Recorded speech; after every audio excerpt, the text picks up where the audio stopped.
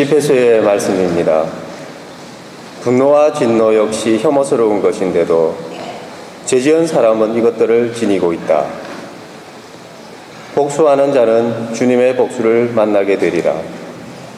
그분께서는 그의 죄악을 엄격히 헤아리시리라.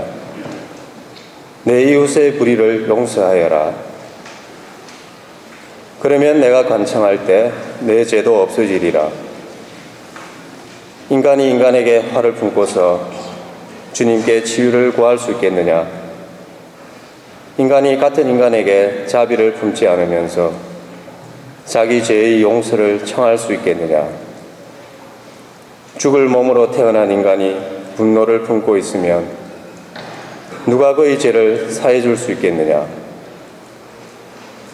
종말을 생각하고 적개심을 버려라.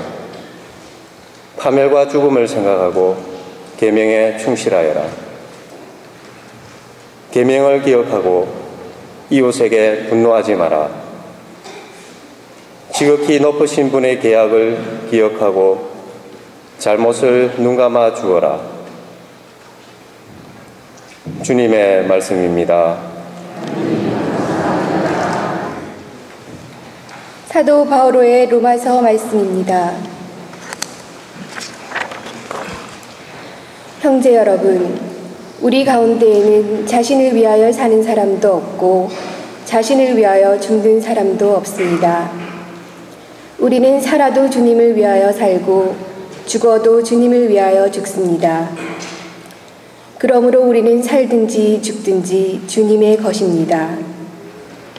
그리스도께서 돌아가셨다가 살아나신 것은 바로 죽은 이들과 산 이들의 주님이 되시기 위해서입니다. 주님의 말씀입니다. 주님께서 여러분과 함께 마테오가 전한 거룩한 복음입니다.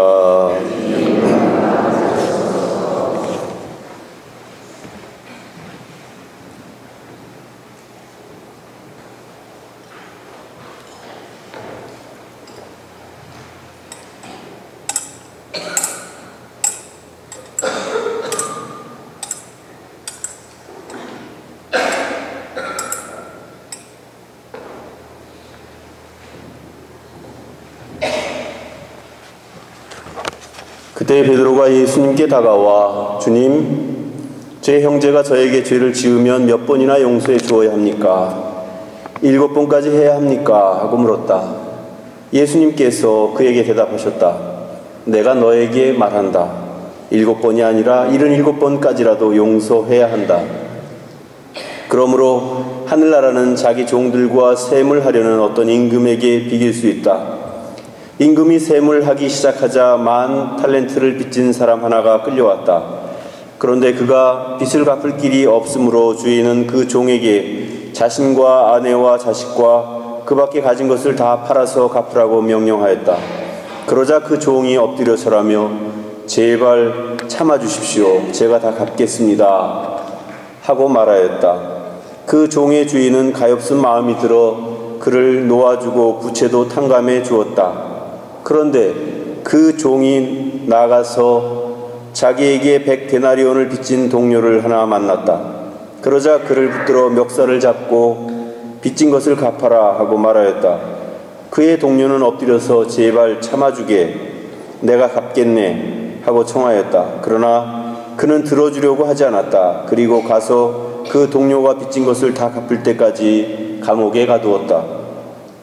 동료들이 그렇게 벌어진 일을 보고 너무 안타까운 나머지 주인에게 가서 그 일을 죄다 일렀다. 그러자 주인이 그 종을 불러들여 말하였다. 이 약한 종아, 네가 청하기에 나는 너에게 빚을 다 탕감해 주었다. 내가 너에게 자비를 베푼 것처럼 너도 내 동료에게 자비를 베풀었어야 하지 않느냐. 그러고 나서 화가 난 주인은 그를 고문 형에게 넘겨 빚진 것을 다 갚게 하였다. 너희가 저마다 자기 형제를 마음으로부터 용서하지 않으면 하늘의 내 아버지께서도 너희에게 그와 같이 하실 것이다. 주님의 말씀입니다.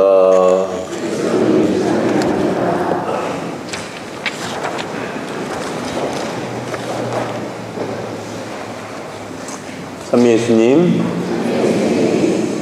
예, 오늘 우리가 그 한가위를 이렇게 지내면서 우리보다 먼저 가신 조상님들, 부모님들, 친구, 친척, 형제들을 기억하는 그런 미사를 봉헌하면서 오늘 특별히 용서에 대한 이야기를 좀 나누고자 합니다. 사람들은 참으로 이상한 계산 방법을 쓰고 있습니다. 그것은 이중적인 모습인데 자기에게 해당될 때에는 후하게 그렇게 계산하면서 또 남에게 할 때는 박하게 계산하는 그런 방법입니다. 그래서 이렇게 볼 수 있을 것 같습니다. 그건 그거고 이건 이거다. 즉 우리가 하느님으로부터 받는 것에 대해서는 용서받는 것이든 자비를 받는 것이든 은총을 받는 것이든 받는 것에 대해서는 받은 건 일단 받은 거고 또 내가 다른 사람에게 베풀어야 될 그 부분에 대해서는 우리가 소홀하고 또 잘못하고 있는 것은 아닌가 그런 생각을 해봅니다. 즉 남들로부터 받은 도움이나 은총에 대해서는 너무나 쉽게 생각하고 쉽게 잊어버리지만 자신이 남에게 해준 것에 대해서는 엄청나게 굉장한 일을 하는 것 같이 그렇게 생각을 하고 있습니다. 또 반면에 남들로부터 받은 피해나 아픔, 상처는 굉장히 큰 걸로 생각을 하면서 자신이 준 그런 상처에 대해서는 잘 기억하려고 하지 않습니다. 9번 잘하다가 한 번 잘못하면 9번 잘한 건 금방 다 잊어버리고 한 번 잘못한 것 가지고 원망을 키워갑니다. 이처럼 사람이 인간관계에서 이런 두 가지 잣대를 가지고 사람들을 대하기 때문에 참 인간관계라는 게 참 어렵습니다.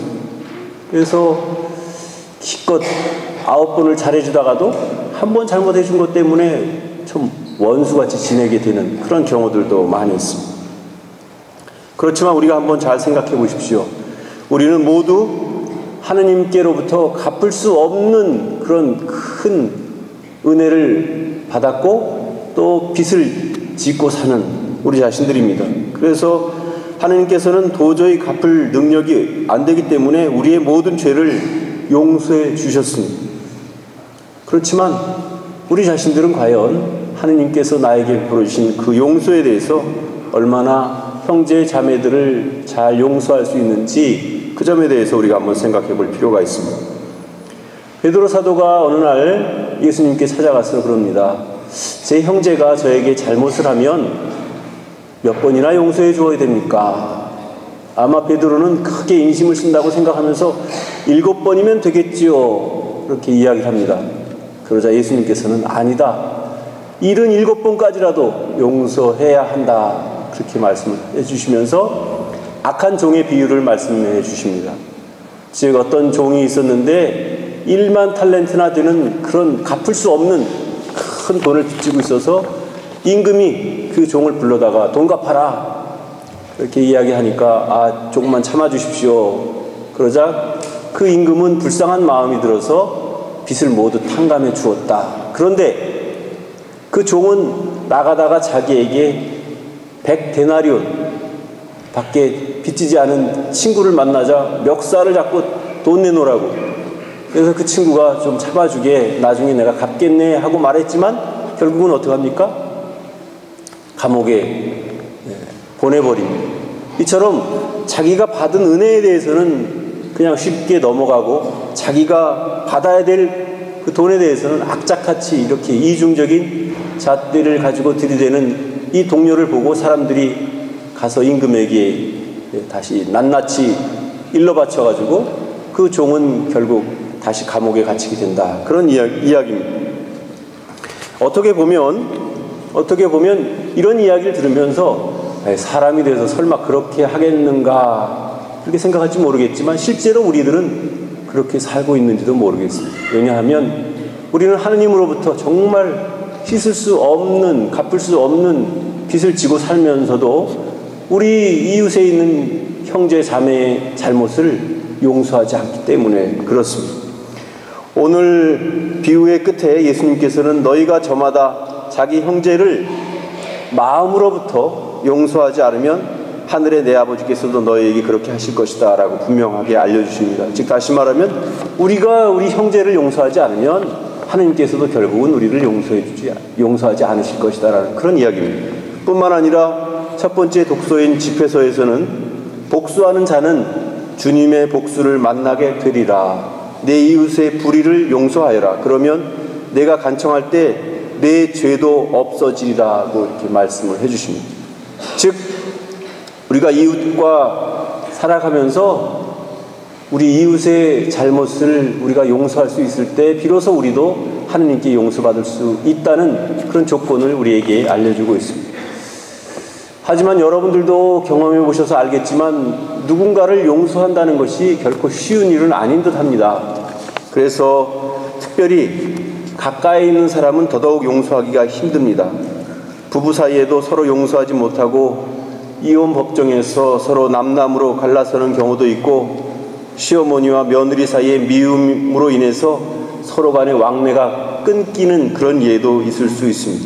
뿐만 아니라 내 자존심을 건드린 그런 사람, 또 내 재물에 손해를 끼친 사람, 거짓말로 내 명예를 실추시킨 사람, 또 주는 것 없이 보기만 해도 믿고 용서가 안 되는 사람들이 우리 주변에 있습니다.